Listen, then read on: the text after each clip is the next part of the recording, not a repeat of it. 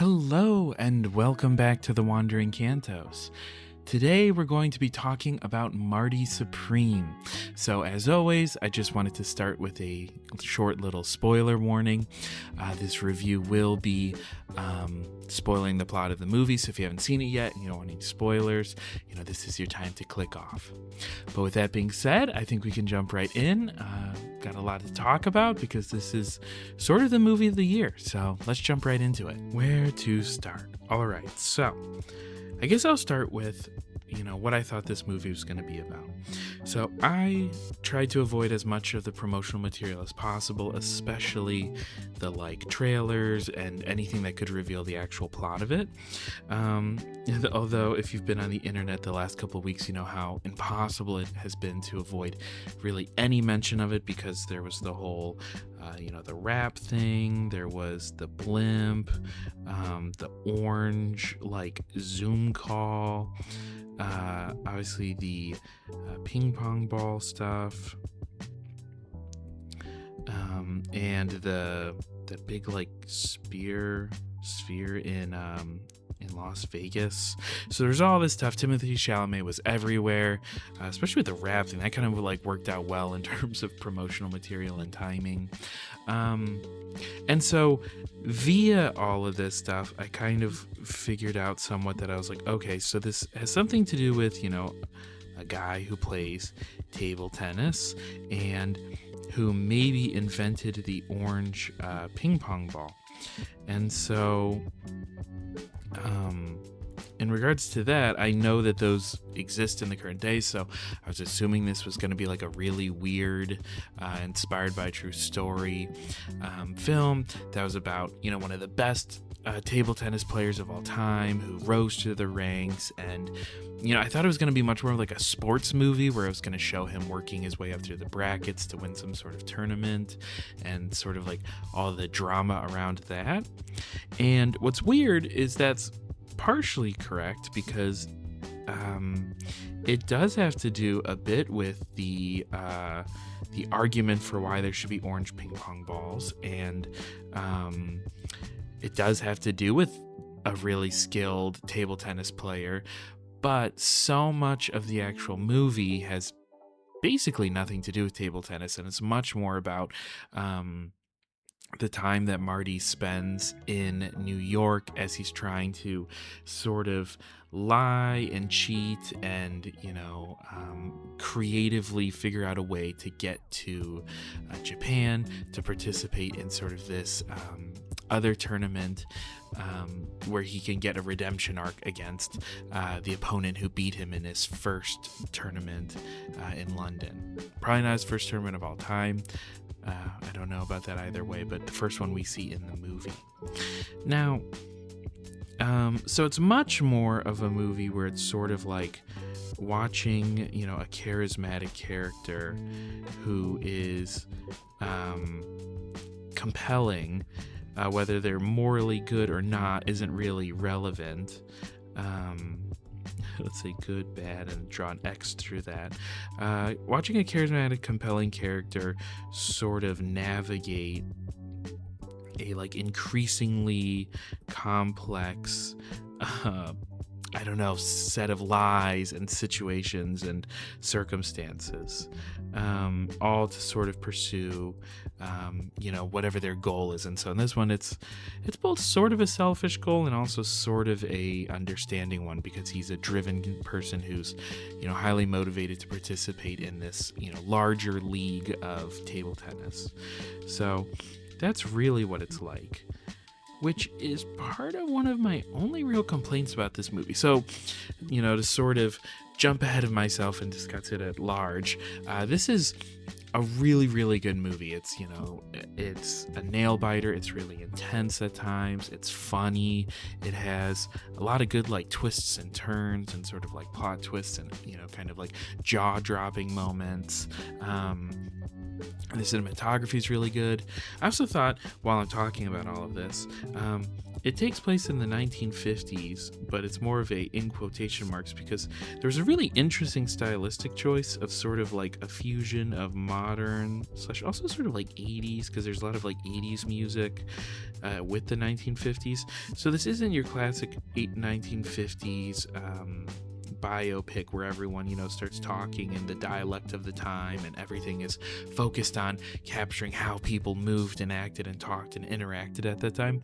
It's much more like it sort of just has that sort of like costume of the 1950s a bit, and even that's sort of questionable. And so much more of it is like infused with modern culture and modern music and things like that, which is actually really cool, and I really, really enjoyed that.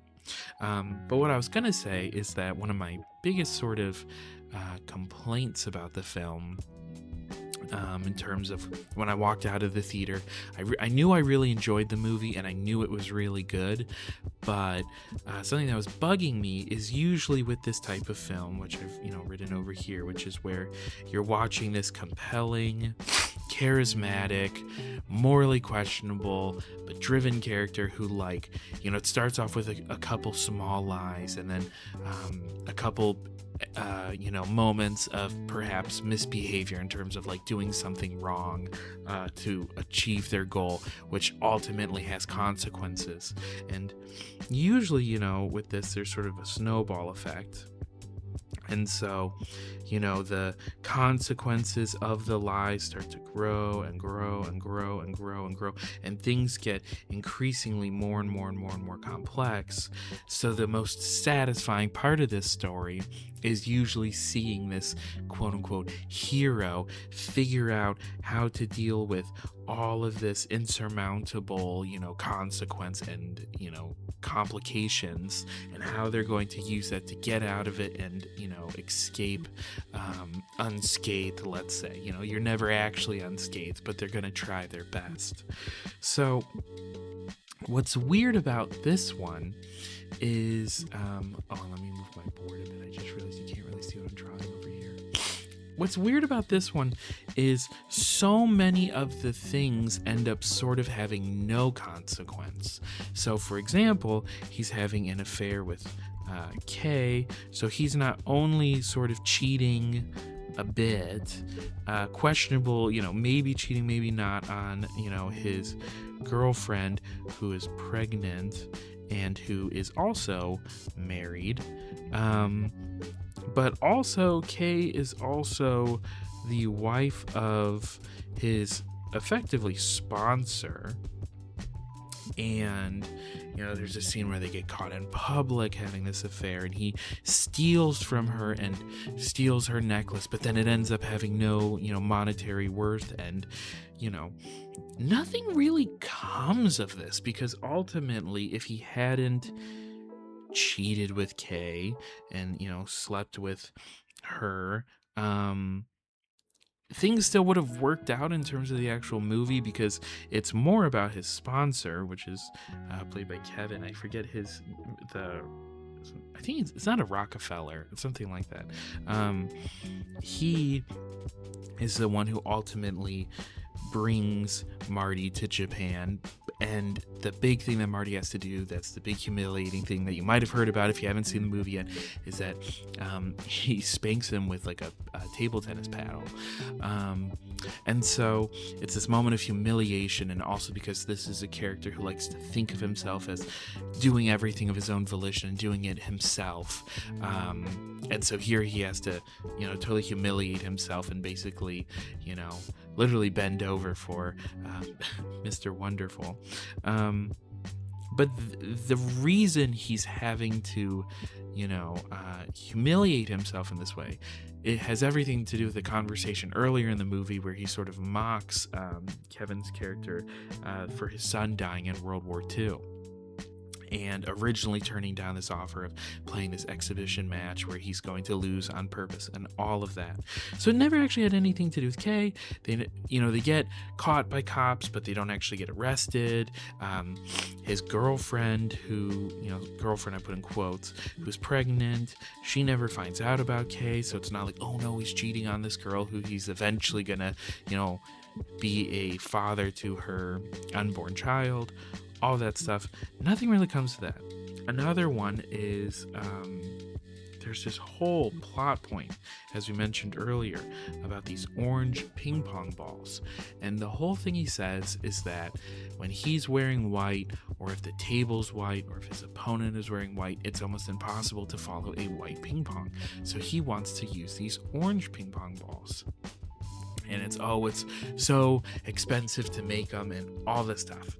So, and it also obviously was a huge part of the marketing. All the orange you've been seeing in the marketing has everything to do with these ping pong balls. But the thing is he stays at his friend's house, and his friend is the son of the man who's making the orange ping pongs, and he's sort of doing it for his son, but his son believes in Marty Supreme, but he needs somewhere for his pregnant girlfriend to stay. Marty needs somewhere for his pregnant, let's again say quote-unquote girlfriend to stay. And so he asks his friend if he can stay in the room, and his friend's like, no, my dad comes home, I'm going to get in all this trouble. They also proceed to later steal his car and then drive it into a house and totally wreck it. And there's never any actual consequence with that. They just don't get the ping pong balls, I guess, because the friend throws them out the window in frustration. But him not having that ping pong ball never actually becomes a consequence.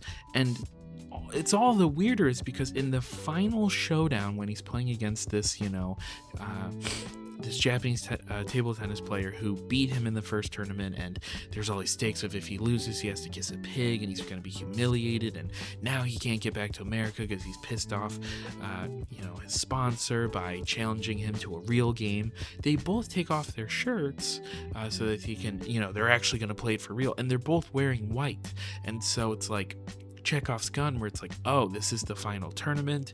They're both wearing white. He's mentioned that he can't follow the ping pong ball when they're both wearing white, but then he wins the game still using a white ping pong ball. I thought that was going to be like, oh, and now he has his orange ping pong ball, and that's how he, wins, and that's like the element that gets him one step above, this other Japanese player. But no, it just doesn't go anywhere, and there's no consequence of, oh, he lost because it was a white ping pong ball, and if only he had that orange ping pong ball, but he didn't have it because he sort of betrayed his friend and pissed off the dad who was making these, there's nothing to that doesn't go anywhere. He's chased by cops. That doesn't go anywhere. Again, his affair with Kay doesn't go anywhere. He destroys his friend's taxi car, and they get chased off by these really scary country boys. And it's, oh my god, my friend's taxi's destroyed. But then when we see Tyler the Creator at the end of the movie, who plays his friend, I can't remember his friend's name because I just saw Tyler the Creator the whole time. But when Tyler's there, he sees him at the end of the movie, and he's just like, oh hey, it's Marty Supreme. I'm not mad at you at all. But they ended on sort of a fight, so there's no consequence with that. The girlfriend has the baby, but she got shot in the stomach, but there's no consequence to the fact that she got shot. Except maybe the baby's a bit premature, but it seems like a healthy baby at the end of the movie. Oh, and it's this big thing that he pisses off his sponsor when he's in Japan, and his sponsor's like, I'm a vampire, I'm from the 1600s, and I've seen people like you, and nothing ever goes well for them, and you're going to be stranded in Japan because you're not, going to fly back on my plane. But then he just flies home with the U.S. troops who are cheering him on. So it's just sort of this weird, they don't actually have any consequence. They just kind of go away as plot points. And then the other big thing with that is usually with these sort of charismatic, compelling characters who navigate this, snowball effect, the best movies I've seen that handle this plot usually end with the main character figuring out an extremely complicated way of using the problems as solutions. So it would be this extremely complicated, oh well, if I tell this mafia guy that I know where his dog is, I can use the money, and then the money can fix Tyler the Creator's car, and then Tyler the Creator can drive me to the airport so I can get, I can't think of that because I don't have the mind of Marty, but he had all of these threads, and I wanted to see them all connect. And it's like, oh, well, because he's stole the necklace from Kay, he can get the necklace and then trick someone else, because he knows that it's costume jewelry now, but someone else might not know that's costume jewelry, so he can trick them, get the money, or he can give it to his pregnant girlfriend, and she's like, oh my god, you got me this jewelry, I thought you were going to leave me, but then he's able to leave, and we know that it's fake jewelry. It's like that sort of like he's using all these different factors to his advantage, and that just doesn't really happen in this one. It really just, the only thing of consequence is that he insulted that Rockefeller sponsor guy, and then he apologizes to him, and then he gets spanked, gets on a plane to Japan, and then wins the game, not because he has the orange ball, not because of anything that happened. So yeah, that part's kind of a bummer. That being said, is it still a highly entertaining movie? Yes. Is it, still shot really well? Great cinematography? Yes. Is it, acted well? Yes. Is it my favorite Timothée Chalamet performance? Personally, no. I think I still like him probably in like Dune more. I also thought he was pretty compelling in The King. I feel like this kind of character is weird because it brings out a side of Timothée Chalamet that I feel like might be somewhat similar to how he actually is in real life. Obviously, I don't know, but just going off of interviews where this sort of like goofy but sort of boisterous, sort of theater kid energy comes out. And so as a result, for most of the movie, I just still saw Timothée Chalamet on screen, where I don't know, even with like when I'm watching like Dune, I feel like I forget that it's Timothée Chalamet. I feel like I forget that easier. While with this one, I just saw it was Timothée Chalamet the whole time, which isn't necessarily indicative of bad acting, but I just maybe this character is just closer to what he's like in real life or whatnot. But I don't know. I felt like I just didn't feel like it was like, his big film. I haven't seen his Bob Dylan movie yet, for example, and I haven't seen Call Me By Your Name or Lady Bird, which I really need to see. But he seems to think this is his big breakout, film. So I guess we'll just have to see how the award ceremonies go and whatnot. And then also, Marty Supreme. Is it my favorite film that I saw in 2025? That I'm not sure about. I really liked One Battle After Another, for example, and I kind of feel like those two are the giant powerhouses of this year, and so it's sort of confused on where I'm gonna land on that, which one I liked more, because I had some problems with One Battle After Another, I had some problems with this one. If I had to watch another one of them again a second time, I think right now I would pick One Battle After Another again, just because it was such a larger story in a way. But yeah, the other thing I want to cover, which is sort of funny because this is sort of like niche for this channel only, I think I was the only one who saw The Smashing Machine. I was the only one in the theater when I saw it, and it seemed like nobody saw it. It was like a huge bomb. So all these people who are watching Marty Supreme have not seen The Smashing Machine. So I don't think they realize how similar these movies are. They both use really similar sound design and like music. And I don't mean like the actual songs, but I mean more like the soundtrack, where it's like ambient music. When he's like playing, there's like this sort of like synthy, plucky sound. Both have the same vibe with that. They're both about sports people who want to go to Japan to play in a tournament that is not recognized in the US, in the USA, and where women are sort of their downfall. I'm oversimplifying it, but if you like Marty Supreme and you've gotten this far in the video, I kind of recommend checking out The Smashing Machine, because I believe it was made by the brother of the director of Marty Supreme. So there's like actually is a real reason to draw a comparison between these two. And I feel like it's kind of interesting how similar these movies are, especially since they both came out in 2025, and I believe they're both A24 films, both starring, huge A-list, celebrities. So something to keep in mind. But yeah, part of me when I walked out was sort of bummed that it wasn't the movie I thought it was going to be, but that's, super unfair in terms of putting points against it.